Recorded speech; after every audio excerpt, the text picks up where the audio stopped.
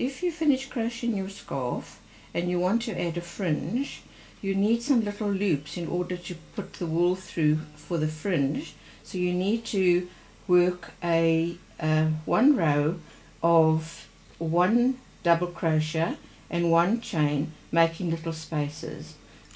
In this sample I've used a variegated wool, and you can see the difference. It makes it completely different to just a plain color wool. At the end where I want to do my loops, I'm starting with 3 chain, 1, 2, 3, and then sorry, let's start again. I'm starting with 3 chain and an additional chain for the first loop. I'm going to miss 1 stitch and work a double crochet into the next stitch, 1 chain, miss a stitch, double crochet into the next stitch. Now you can see we are making little holes that we can attach our fringe.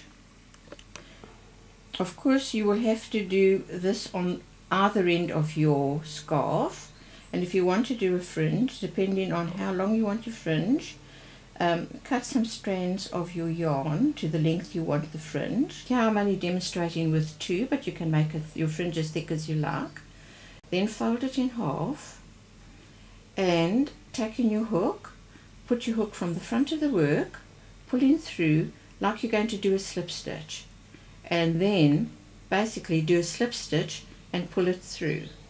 When you do your second one, you need again fold it in half, your hook through from the front, pull a loop through and slip stitch through again, making sure that every time you do it you work from the front, because you've got a front and a back. If I turn it over, you can see the back is knotted, so you can't have one way and the other way, because then it's going to look wrong. You need conformity, so you need to always insert your hook from the front. If you remember that, everything will be exactly the same.